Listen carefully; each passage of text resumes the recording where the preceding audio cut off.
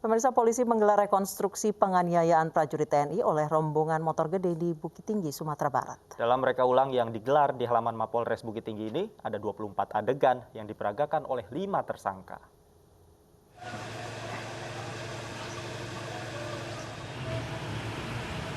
Dua pekan pasca kasus penganiayaan terhadap prajurit TNI Kodim 0304 Agam oleh rombongan Moge, polisi akhirnya menggelar rekonstruksi.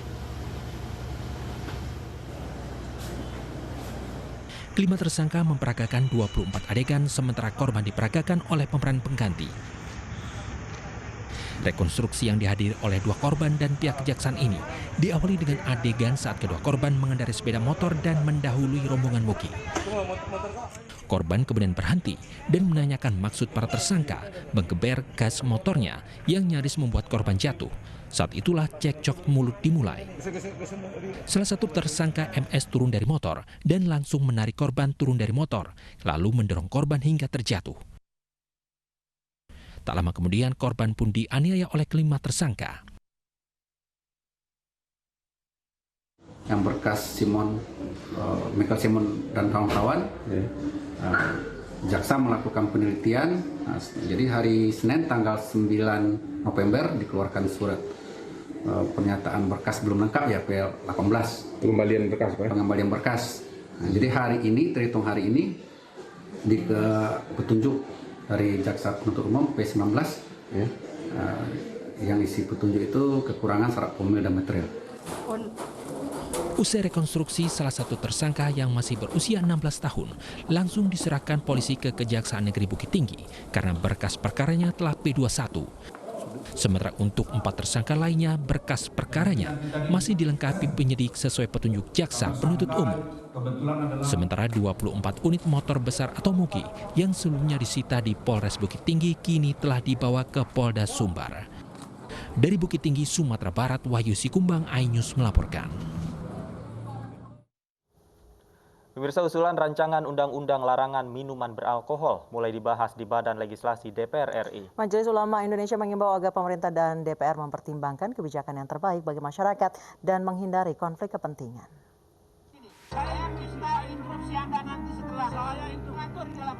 Pembahasan rancangan undang-undang terkait larangan minuman beralkohol terus tertunda sejak 2015 dan di tahun 2020 ini masuk RUU ke prolegnas prioritas.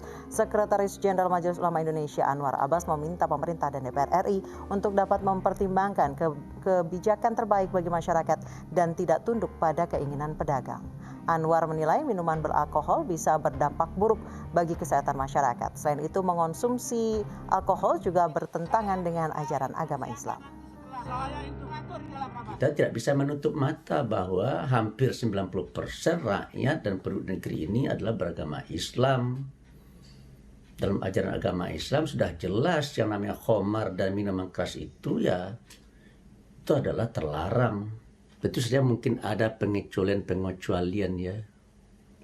Dan Majelis Ulama Indonesia meminta supaya pengecualian itu betul-betul dilakukan dengan seketat-ketatnya gitu. Nah, sehingga dengan demikian rancang undang-undang ini kalau diundangkan dia akan bisa diterima.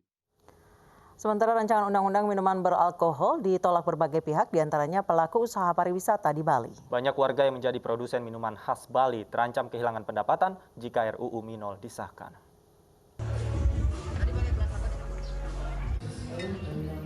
Pelaku usaha pariwisata di Bali menolak adanya rancangan undang-undang minuman beralkohol yang sedang digodok DPR. Tak hanya pengusaha tempat makan dan minum, namun juga petani yang menjadi produsen minuman fermentasi atau distilasi khas Bali. Bisnis pariwisata yang kebanyakan target pasarnya adalah wisatawan mancanegara juga terancam karena minuman beralkohol menjadi favorit wisatawan luar negeri.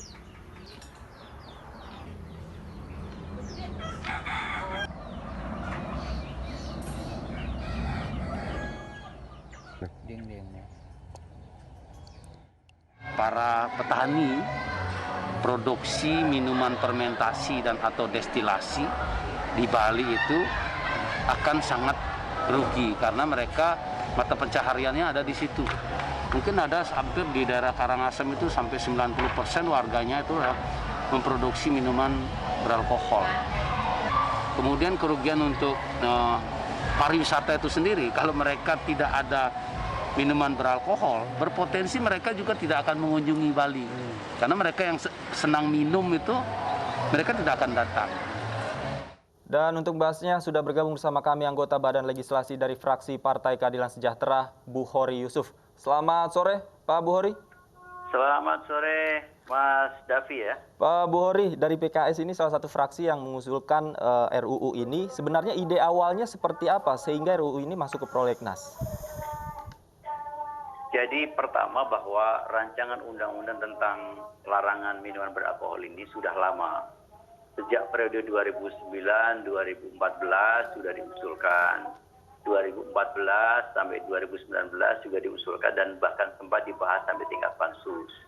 Dan kemudian pada periode sekarang itu juga diusulkan kembali dan kemudian menjadi rancangan undang-undang atau menjadi salah satu masuk daftar prolegnas dan menjadi prioritas pada tahun 2020. Nah, itu posisi daripada rancangan. Dan saat sekarang ini memang posisinya masih sangat awal, yaitu kita sedang merancang, belum menjadi satu rancangan undang-undang, tapi merancang satu rancangan undang-undang. Nah, kenapa kemudian sebagian fraksi itu kemudian tetap berusaha keras untuk mengusulkan? Ini banyak alasan. Alasan yang paling mendasar ini memang alasan sosiologis. Alasan pertama sosiologis. Jadi fakta sosial itu menunjukkan bahwa paling tidak 58% tindak kriminal itu dipicu oleh adanya minuman beralkohol. Yang kedua, bahwa catatan WHO juga pada tahun 2011 itu menyebabkan kematian sekitar 2,5 juta. Itu adalah juga minuman beralkohol. 2,5 juta di seluruh dunia ya Pak ya? Ya, seluruh dunia. Dan kemudian perlu dicatat 9%-nya itu adalah anak-anak muda usia mulai dari 14 tahun sampai 29 tahun. Ini generasi-generasi emas. Tahun 2014 malah mengalami lonjakan 3,3 juta. Dan itu artinya kalau 3,3 juta itu sama dengan 5,9% dari kematian dunia.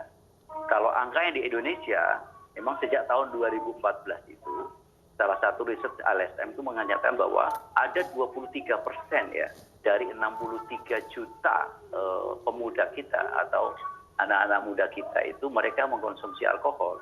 Kalau 23% dari sekitar 63 juta itu kan ada sekitar 14,400 juta orang. Ini merupakan satu angka-angka yang sebenarnya mengerikan saya. Melihat masa depan bangsa kita dengan derasnya adanya arus informasi yang begitu cepat, bahwa landscape kehidupan sosial kemudian mengalami perubahan, bayangan kita 10 tahun lagi, nanti kira-kira generasi muda kita seperti apa? Lalu kira-kira calon-calon pemimpin ke depan seperti apa? Nah, karena itu kemudian dari sisi moralitas dan dari sisi karakter anak bangsa ini harus kemudian mendapat perhatian yang lebih khusus. Baik, dibahas secara statistik Pak Yusuf, seberapa jauh sih Pak sebenarnya minuman beralkohol ini bisa mempengaruhi atau merusak karakteristik seseorang? Apakah sudah ada datanya Pak? Nah itu tadi, kalau kemudian 58% daripada perilaku tindak kejahatan di Indonesia itu dipicu oleh alkohol. Itu kan karakteristik, itu perilaku itu. Itu akan menimbulkan satu gejala sosial yang serius. Baik, kalau misalnya dilihat dari angka 58% ini mereka meminum alkohol agar berani melakukan tindak kriminal atau mereka minum alkohol kemudian mereka jadi berniat melakukan tindak kriminal? Ya kedua-duanya sama. Apakah itu kemudian karena dengan minum alkohol kemudian akhirnya menjadi mabuk lalu bertindak tidak sesuai dengan yang diharapkan atau di luar kesadaran atau kemudian itu memicu dia untuk berbuat satu kejahatan. Baik, kedua-duanya adalah menimbulkan satu kerusakan sosial itu. Pak Bu-Hori, bagaimana dengan wilayah-wilayah yang memang minum minuman beralkohol merupakan bagian dari tradisi dan adat? Ya, apakah Bapak ingin menghilangkan itu juga? Jadi di dalam rancangan undang-undang ini juga harus melihat kearifan lokal, ya. Tidak kemudian serta-merta. Misalnya di daerah Bali, kawasan Bali, lalu kemudian di wilayah Sulawesi Utara, Sumatera Utara. Ini adalah wilayah-wilayah yang kemudian tim yang menyusun terhadap naskah akademik itu kunjung ke sana, melakukan komunikasi dan pertemuan, diskusi FGD dengan para tokoh, dengan para pengusaha, dengan para asosiasi hotel dan seterusnya. itu kemudian kita dapatkan bahwa baik di Sumatera Utara maupun kemudian di Sulawesi Utara tidak ada masalah dengan kaitan dengan masalah minum beralkohol. Karena kemudian sangat kecil sekali. Memang kemudian kalau di Bali itu agak cukup besar. Oleh karena itu sebenarnya di dalam rancangan ini juga kita letakkan adanya satu pengecualian. Dalam hal bahwa pada dasarnya minuman beralkohol itu adalah bertentangan dengan fitrah manusia. Dan menjadi sesuatu yang manusia tidak mau meminumnya, kecuali orang-orang tertentu, kecuali kondisi tertentu memaksa dia melakukan sesuatu tertentu, tetapi kemudian kita tetap memberikan satu ruang. Misalnya, Pak Buhori, seberapa besar Anda menjamin jika RUU ini diberlakukan, larangan minuman beralkohol, kemudian tidak menyebabkan minuman oplosan justru merajalela, Pak?